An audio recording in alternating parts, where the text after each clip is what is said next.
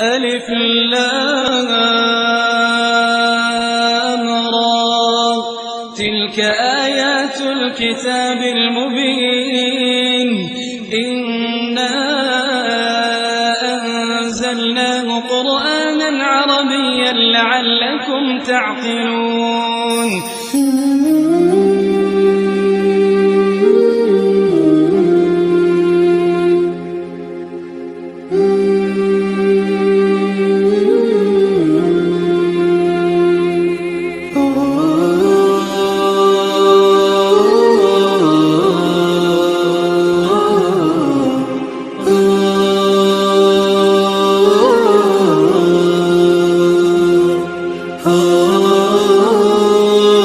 tentang kisah percakapan Nabi Muhammad Sallallahu Alaihi Wasallam dengan malaikat Jibril.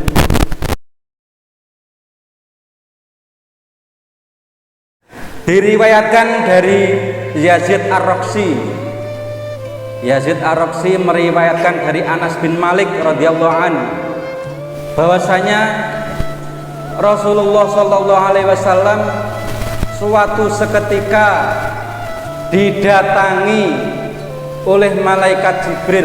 Pada saat itu malaikat Jibril datang sowan ke Rasulullah dengan raut muka yang sangat berbeda. Biasanya malaikat Jibril kalau datang itu dengan wajah yang senyum, dengan ceria, dengan riang. Namun kali ini malaikat Jibril menyambangi sowan ke Rasulullah dengan wajah yang sangat sedih. Lantas kemudian melihat raut muka malaikat Jibril yang sangat murung itu, Rasulullah kemudian bertanya, "Ya Jibril, kenapa hari ini raut wajahmu tidak seperti biasanya? Namun kenapa hari ini ketika datang kepadaku kamu sepertinya sedih sekali?" Lantas malaikat Jibril menjawab, "Ya Muhammad Rasulullah, aku datang kepadamu hari ini setelah aku diutus oleh Allah menyalakan api neraka. Sedangkan api neraka itu dinyalakan 1000 tahun sehingga mengakibatkan warnanya hitam pekat." Nabi Muhammad bertanya, "Ya Jibril, kabarkanlah seperti apa neraka itu?" Lantas malaikat Jibril menggambarkan bahwasanya neraka itu apinya sudah dinyalakan 1000 tahun sebelumnya hingga apinya hitam pekat. "Wahai Muhammad, demi zat yang mengutus kebenaran engkau sebagai nabi, niscaya jika neraka ini ada lubangnya bocor sebesar jarum pun, maka demi Allah bumi seisinya ini akan hangus terbakar. Ya Muhammad, seandainya ada orang yang diazab di api neraka berada di ujung barat, maka di ujung timur bumi akan mendengar teriakan-teriakan kesakitannya." Berarti betapa dahsyatnya siksa api neraka. Malaikat Jibril juga menggambarkan, "Ya Muhammad, neraka itu ada pintu-pintunya, ada 7 pintu neraka." Lantas Nabi Muhammad bertanya, "Ya Jibril, apakah pintu neraka itu sama dengan pintu-pintu kami ini?" Dijawab oleh malaikat Jibril, "Tidak ya Rasulullah." Maka ceritakanlah wahai malaikat Jibril. Kemudian malaikat Jibril menceritakan tentang pintu yang ada di neraka, bahwasanya pintu dari pintu neraka satu dengan pintu yang lain itu jaraknya 70.000 tahun. Jadi seperti apa jauhnya pintu itu? Jauhnya pintu neraka itu seperti apa? Lantas besarnya neraka itu seperti apa? Untuk pintu yang pertama itu adalah yang berada di paling bawah sendiri. Itu adalah pintu neraka Hawiyah. Pintu neraka Hawiyah ini berada yang paling dasar sendiri. Berarti neraka ini adalah ditempati orang-orang yang menjadi musuh-musuh Allah, orang-orang yang paling dibenci oleh Allah, yang maafnya tidak pernah diampuni. Diriwayatkan yang menempati di sana nantinya adalah orang-orang yang musyrik, orang-orang munafik, seperti keluarga Fir'aun, keluarga Namrud. Seperti apa Hawiyah ini? Bismillahirrahmanirrahim. Al-Qari'atu mal-Qari'ah. Al-Qari'ah niku kiamat. Mal-Qari'ah. Apakah hari kiamat itu? Wa ma adraka mal-Qari'ah. Yauma yakunun nasu kal farasil mabthus. Yauma yakunun nasu, pada saat itu an-nasu, manusia-manusia itu berterbangan seperti laron-laron. Kal farasil mabthus, seperti laron, dan gunung-gunung seperti bulu-bulu yang dihamburkan. Fa amma man thaqulat mawazinuhu fa huwa fi 'ishatir radiyah wa amma man khaffat mawazinuhu fa ummuhu hawiyah wa ma adraka ma hiyah. Dan apa neraka hawiyah itu? Yakni narun hamiyah. Jadi narun hamiyah itu api yang sangat berkobar-kobar, sangat besar sekali, besarnya melebihi bumi ini, karena jarak pintunya dari pintu satu ke pintu yang lain itu adalah 70.000 tahun perjalanan. Lantas malaikat Jibril melanjutkan bahwa neraka, pintu neraka yang kedua adalah neraka Jahim. Neraka Jahim ini nanti ada di pintu neraka yang keenam, yang ditempati oleh orang-orang musyrik, orang-orang yang menyekutukan Allah, orang-orang yang tidak takwa kepada Allah. Musyrik niku jenengan meyakini ada kekuatan lain seperti selain Allah. Musyrik niku nak jenengan percaya takir, nggih, percaya nak pari iki iso subur, wereng iki iso ilang yen tak buai takir. Neng ora percaya Gusti Allah niku musyrik. Nggih ngoten, ngerti nggih? Musyrik niku berarti percaya enek kekuatan sing digaya saliyane Gusti Allah. Percaya enek sumber kekuatan saliyane Allah. Sebagaimana Nabi Musa ketika dikejar oleh tentara bala Fir'aun, beliau tongkat ini biasa, ini tongkat kayu. Namun karena wasilah Allah, tongkat itu diperintahkan oleh Allah untuk dihendakkan di dalam lautan, maka laut itu terbelah. Nah, jenengan percaya ning tongkat Nabi Musa berarti jenengan musyrik. Tapi nek jenengan percaya karo Allah lantaran tongkat itu berarti jenengan mboten musyrik. Lantas pintu yang ketiga adalah pintu namanya pintu Sakor. Pintu Sakor niku digambarkan di dalam surat Al-Mudassir ayat 42. Kemudian pintu yang keempat itu adalah Laza. Laza itu nanti di dalamnya ditempati oleh iblis pun. Iblis niku mawon manggone teng neraka pintune nomor 4. Lah mosok kula panjenengan sami arep manggone pintu nomor 5 karo 6. Nauzubillahi min dzalik. Makanya nak wong sing musyrik, wong sing menyekutukan Allah, kuwi luwih sesat saka iblis. Karena iblis sendiri masih percaya kepada Allah, namun iblis itu ingkar. Lah manusia ini, iblis ini berada di tingkatan Laza, tingkatan pintu yang keempat namanya. Tapi manusia di tingkatan pintu yang kelima, keenam, ketujuh, yang paling bawah itulah manusia, bukan iblis lagi. Lantas kenapa manusia ini lebih sesat dari iblis? Niki kuncinya.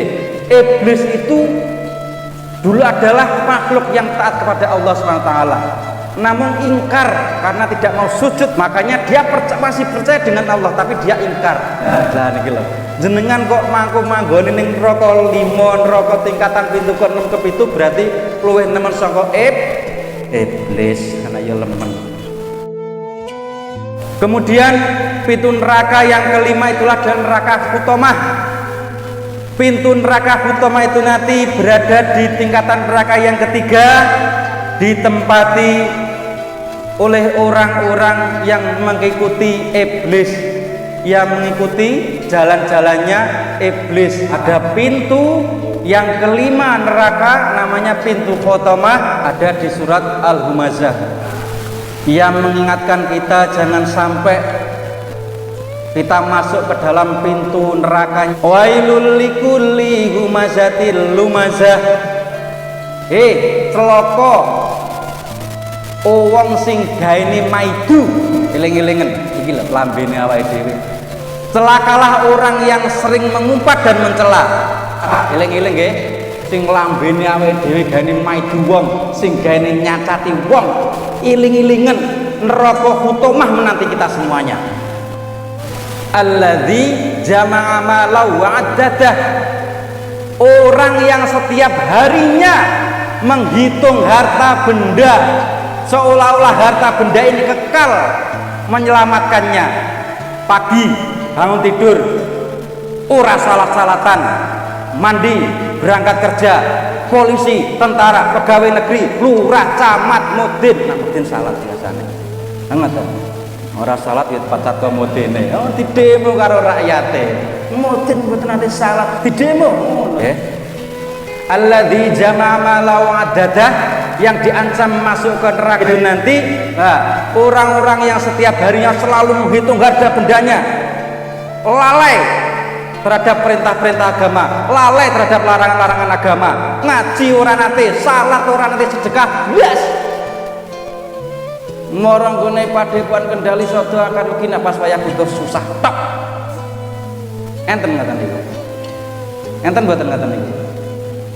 Mbok enten sing banter nak niku.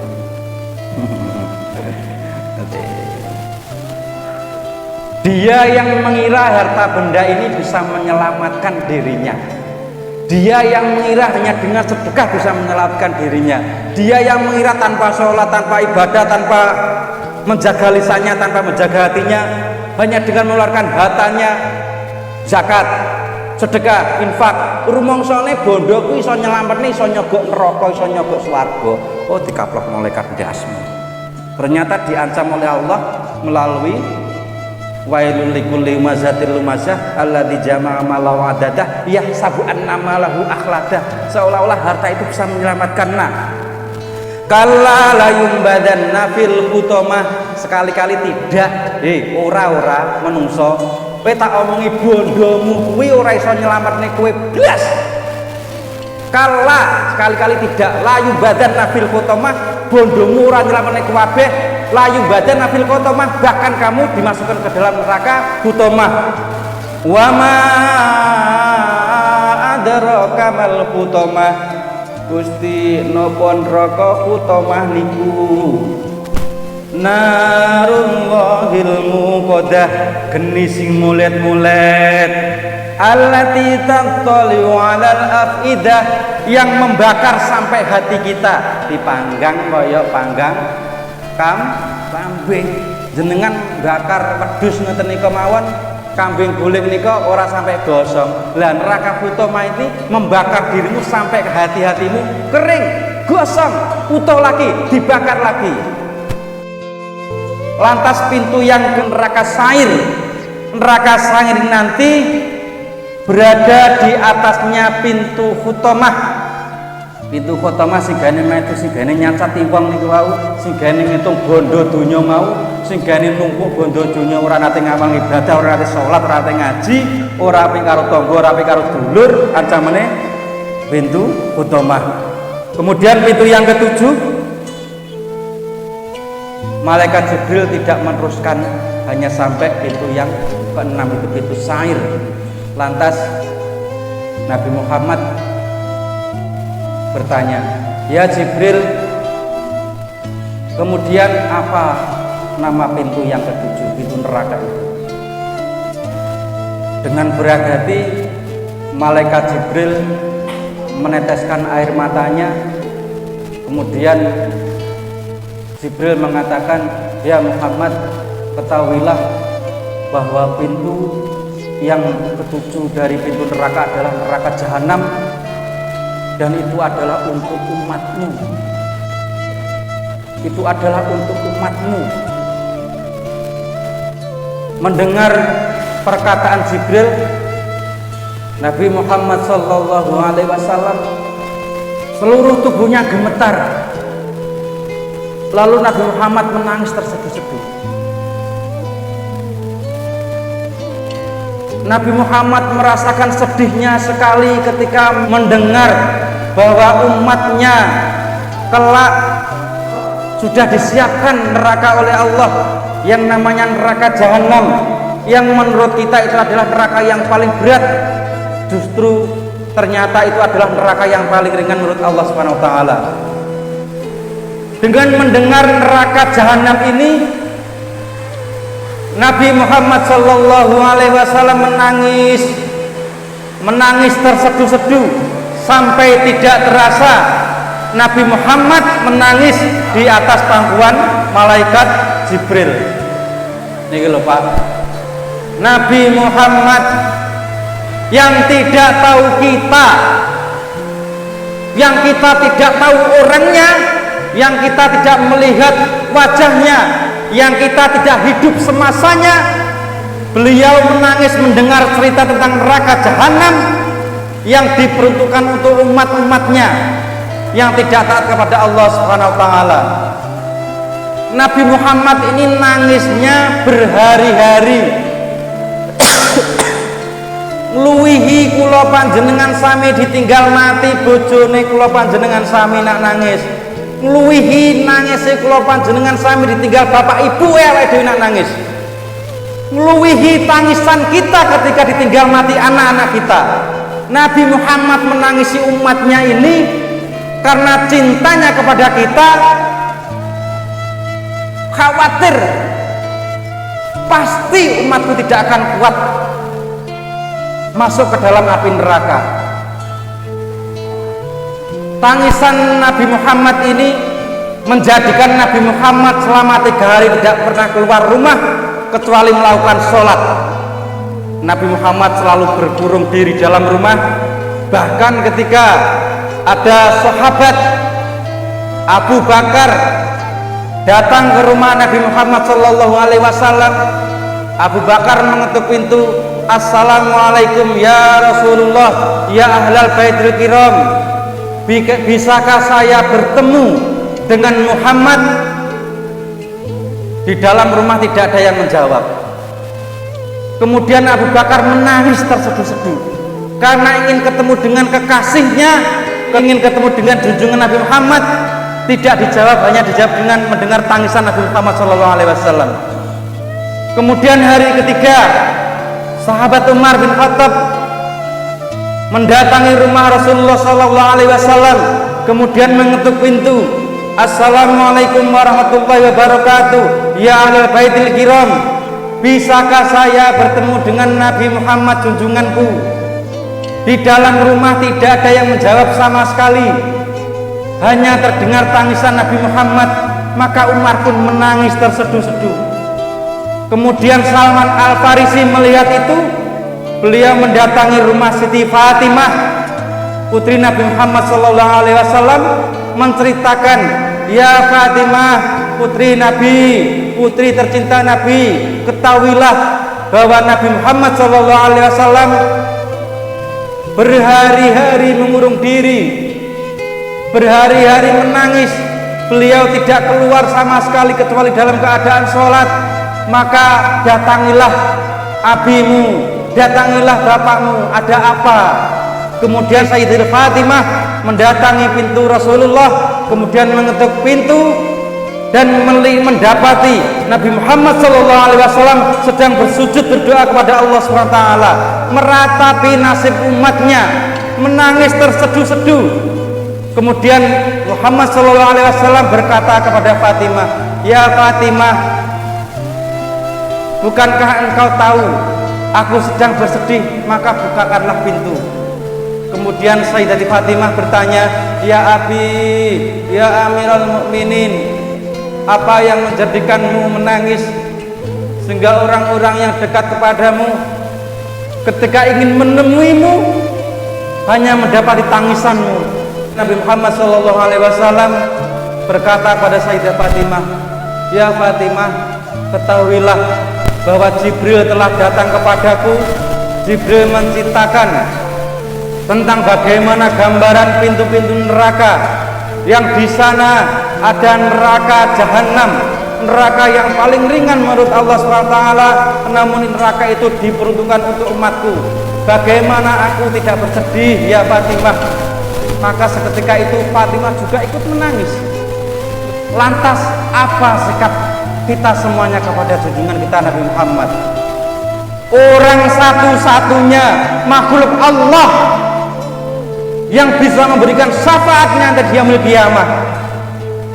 Orang yang tidak pernah bertemu dengan kita tidak pernah bertemu kepada beliau, kita bersandar syafaatnya.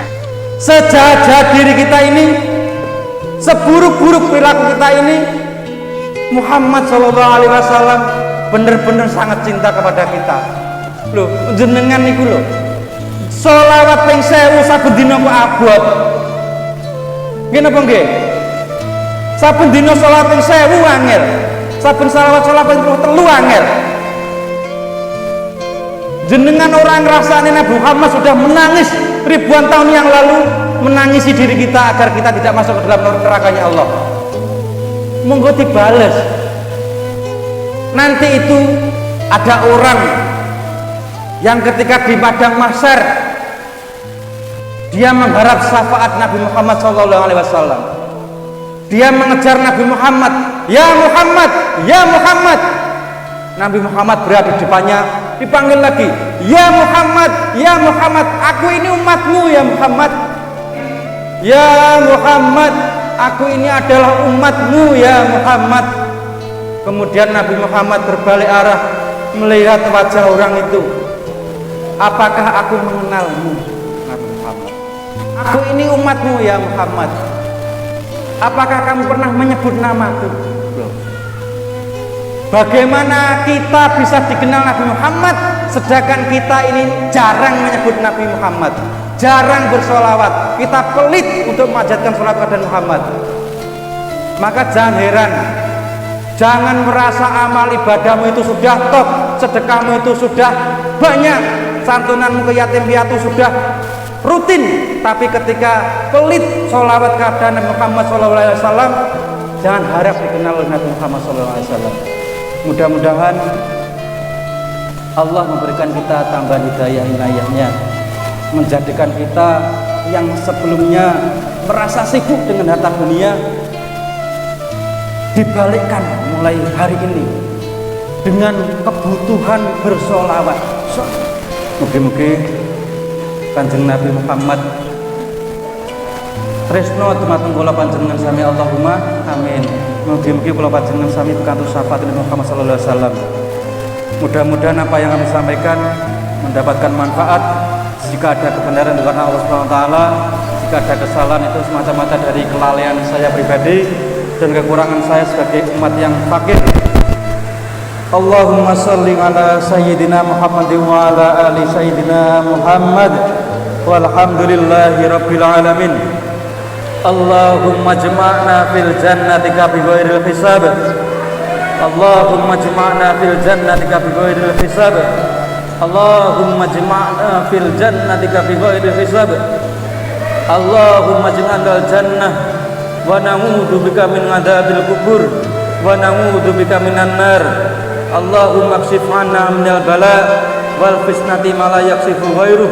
Wa sallallahu ala nabiyil ummi wa ala alihi wa sahbihi wasallam. Walhamdulillahi rabbil alamin. Wallahu muwaffiq ila aqwamit thoriq. Wassalamualaikum warahmatullahi taala wabarakatuh.